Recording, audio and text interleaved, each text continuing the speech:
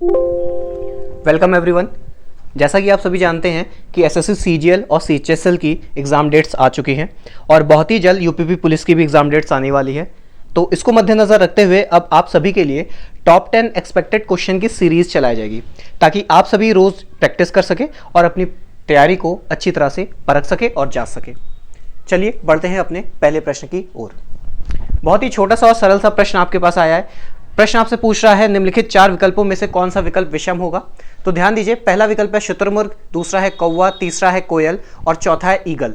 तो चारों विकल्प को जब आप ध्यान से गौर करेंगे तो आपको मिलेगा कि 3 विकल्पों में यानी कि कौवा, कोयल और ईगल, इन 3 में एक समानता है कि ये तीनों जो हैं ये तीनों आसमान में उड़ सकते हैं सिवाय किसके, शुतुरमुर्ग के। तो आपका विषम विकल्प कौन सा होगा, शुतुरमुर्ग।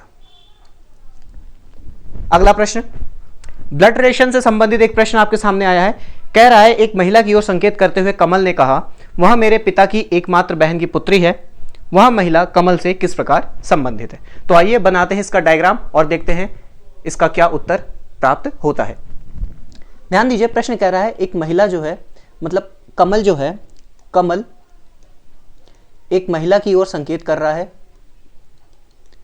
और संकेत करते हुए कह रहा है कि ये जो महिला है, ये जो महिला है ये कमल के पिता की एकमात्र बहन, यानी कि जो महिला की माता है वो कमल के पिता की बहन है, बहन की ये जो महिला है पुत्री है। तो गौर करिए, कमल के पिता की बहन है यानी कि ये कमल की बुआ हुई, और अगर ये कमल की बुआ है तो ये जो महिला है कमल के बुआ की बेटी हुई, यानी कि कौन सा रिलेशन आएगा, फुफेरी बहन। विकल्प नंबर बी। चलते हैं अगले प्रश्न की ओर। ऑर्डर एंड रैंकिंग का बहुत ही खूबसूरत और बहुत ही प्यारा सा सवाल आपके सामने है। बोल रहा है सुमा उमा से छोटी है, नेहा सुमा से लंबी है, सुधा उमा से लंबी है लेकिन हेमा से छोटी है, उमा नेहा से लंबी है और इनमें से सबसे लंबा कौन है। बहुत ही छोटा सा और प्यारा सा खूबसूरत सा सवाल आपके सामने है। ध्यान दीजिए, इस सवाल को करने के लिए मैं आपके सामने कुछ चिन्हों का प्रयोग करूंगा। मान लीजिए अगर आपको बोला जा रहा है कि ए बी से बड़ा है, तो क्या मैं इस तरह के एक चिन्ह का प्रयोग कर सकता हूं कि ए जो है बी से बड़ा है। अगर बोला जा रहा है सी डी से बड़ा है तो सी जो है डी से बड़ा है। इस तरह के चिन्हों का प्रयोग करके मैं इस प्रश्न को हल करूंगा। तो ध्यान देते हैं क्या क्या हो रहा है इस प्रश्न में। पहली लाइन इसमें बोली जा रही है कि सुमा जो है वो उमा से छोटी है, यानी कि सुमा उमा से छोटी है। तो क्या मैं कह सकता हूं उमा जो है वो सुमा से बड़ी होगी, यानी कि उमा जो है सुमा से बड़ी है। अगली लाइन देखते हैं, बोला जा रहा है नेहा सुमा से लंबी है। नेहा जो है सुमा से लंबी है, इसको कहीं हम लोग अलग लिख लेते हैं कि नेहा जो है वो सुमा से लंबी है, लेकिन कहां है, किस पोजीशन पे अभी मुझे नहीं मालूम, बाद में इसको वेरीफाई किया जाएगा। अगली लाइन में बोला जा रहा है कि सुधा जो है उमा से लंबी है। सुधा उमा से लंबी है, ठीक है, बहुत अच्छी बात है। सुधा को उमा से लॉन्गर आपने कर दिया, सुधा उमा से लंबी है लेकिन हेमा से छोटी है। अच्छा, हेमा से छोटी कौन है भाई, सुधा, यानी कि हेमा से छोटी है सुधा, तो हेमा सुधा से बड़ी हो गई। अगली लाइन पढ़ते हैं, बोला जा रहा है उमा नेहा से लंबी है। ध्यान दीजिए, यहां पे क्लियर हो गया, आपको बोल रहा है उमा जो है नेहा से लंबी है। तो इसको जो हमने यहां पे अलग लिखा था, मैं कह सकता हूं उमा जो है नेहा से लंबी है। और अगर उमा नेहा से लंबी है और जो नेहा है ये सुमा से लंबी है, तो क्या नेहा के लिए यहां पे एक जगह नहीं बनेगा, तो आपकी जो नेहा होगी वो इस जगह पे बैठी हुई होगी।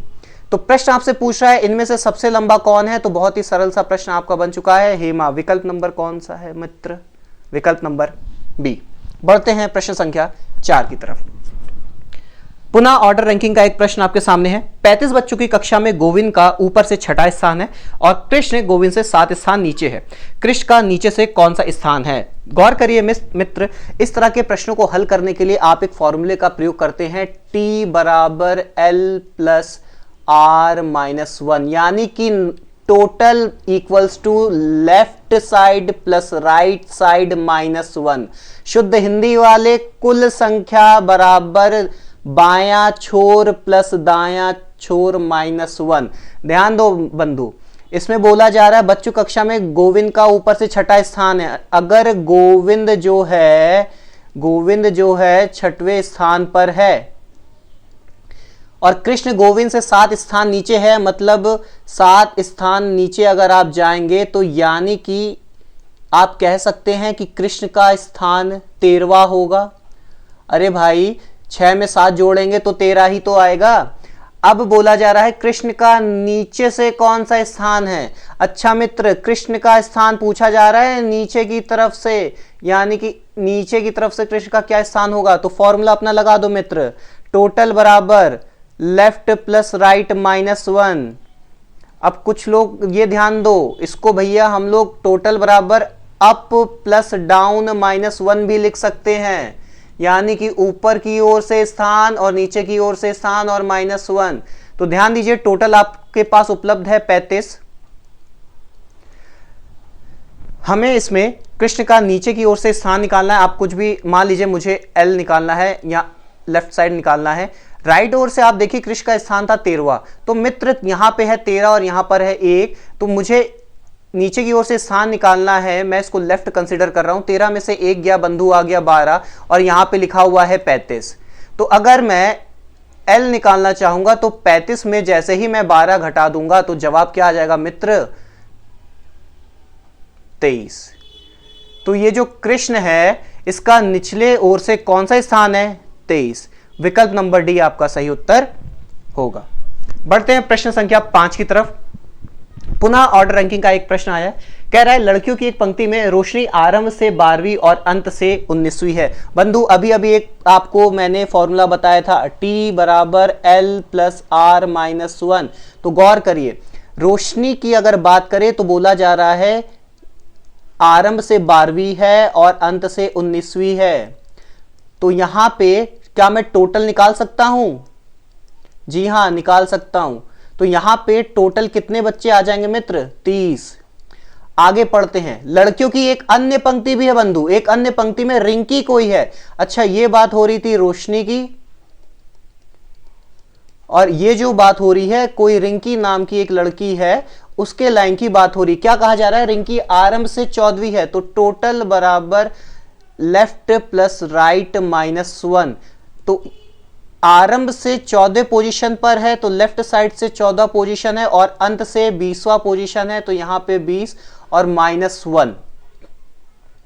तो यहां पर आपको 20 और 14 आप जोड़ेंगे, जवाब आएगा 34 और 1 कम कर देंगे तो इस लाइन में टोटल बच्चों की संख्या हो जाएगी 33।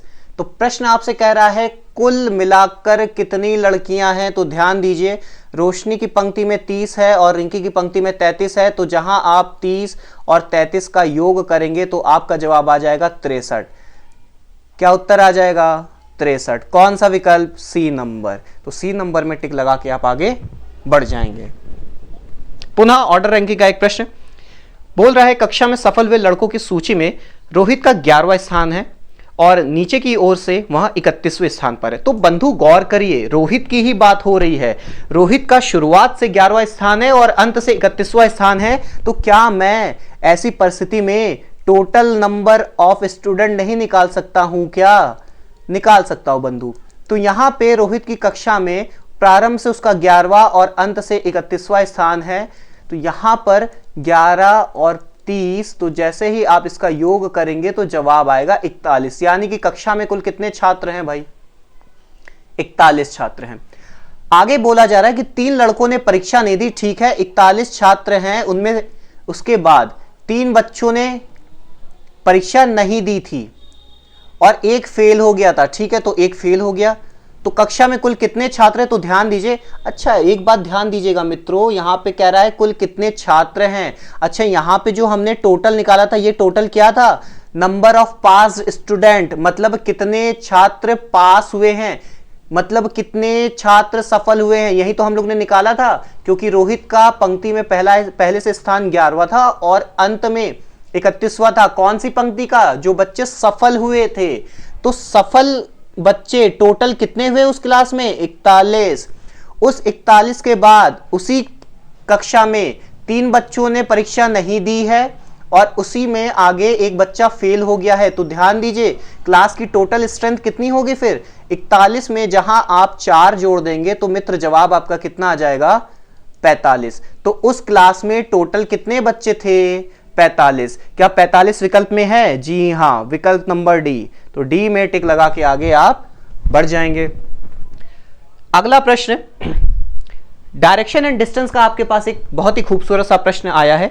कहा जा रहा है एक दिन मैं और आप सुबह के वक्त एक दूसरे के आमने सामने खड़े होकर बात कर रहे थे, जिससे मेरी छाया आपके दाहिने ओर बन रही थी। आप किस दिशा की ओर देख रहे थे? तो ध्यान दीजिए मित्र, ऐसी परिस्थितियां आपने बहुत बार मेरे साथ ऑफलाइन क्लास में पढ़ा है और उसी कंडीशन पर आधारित एक ये प्रश्न आया। मित्र गौर करिए, मैं और आप अगर सुबह के वक्त एक दूसरे के सामने खड़े होकर बात कर रहे हैं तो एक बात बताइए, आपके पास 4 मानक दिशा है, पूरब, पश्चिम, उत्तर और दक्षिण।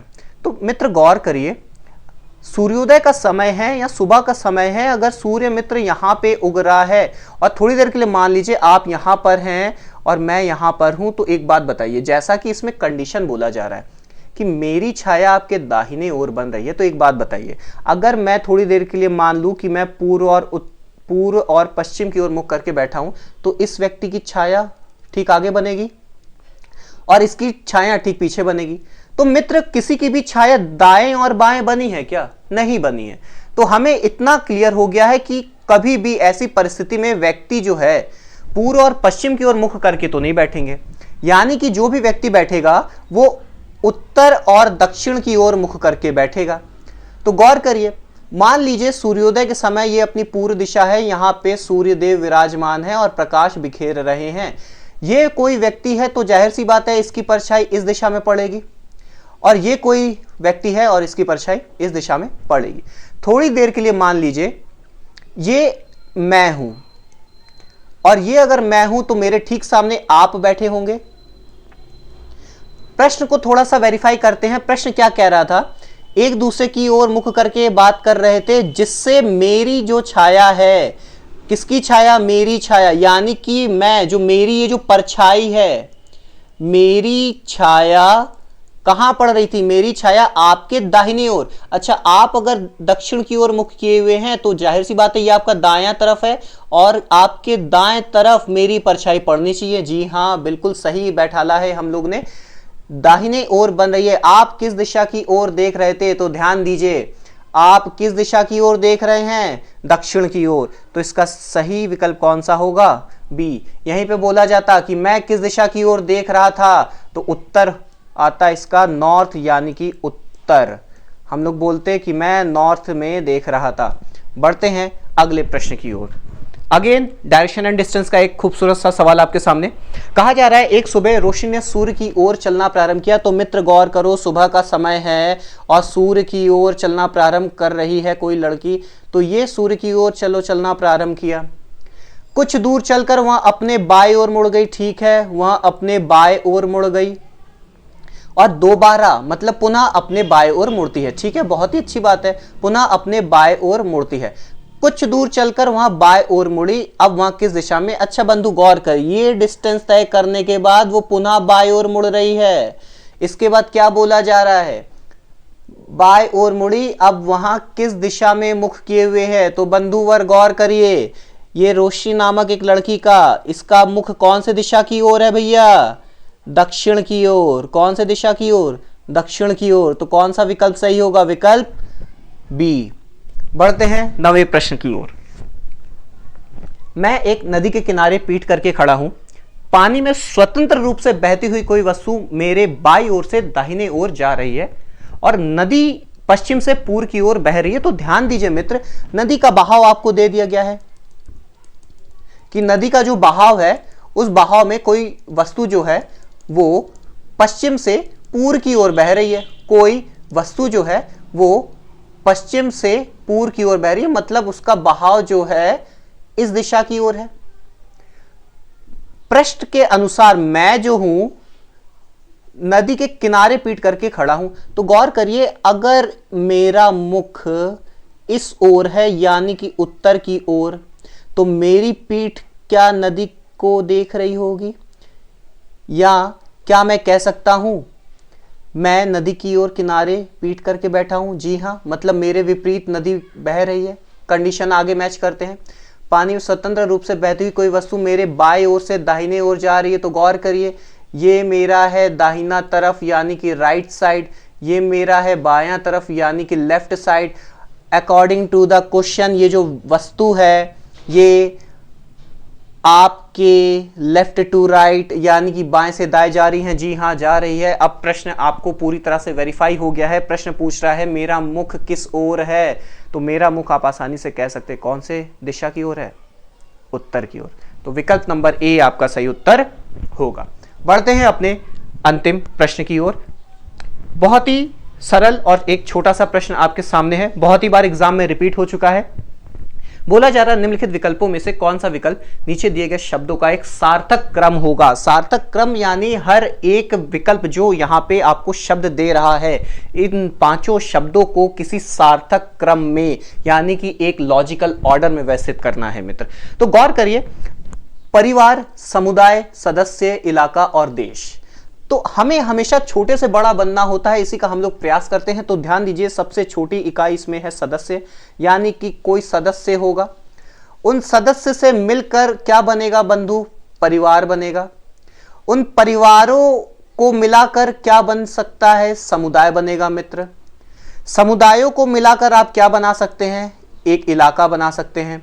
और इलाके को जब बहुत सारे इलाके हो जाएंगे तो किसका निर्माण हो जाएगा, देश का। यानी कि कौन सा विकल्प आपका सही होगा भैया, जिसमें 3 1 2 4 5 होगा। ढूंढ लो किसमें है भैया, 3 1 2 4 5, विकल्प नंबर बी। तो आज के लिए इतना ही। उम्मीद करते हैं आपको क्लास समझ में आई हुई होगी और आपने अच्छे से मेरे साथ प्रैक्टिस किया होगा। Thank you so much, thanks for watching. Make your parents proud, make your country proud. जय हिंद, जय भारत, धन्यवाद।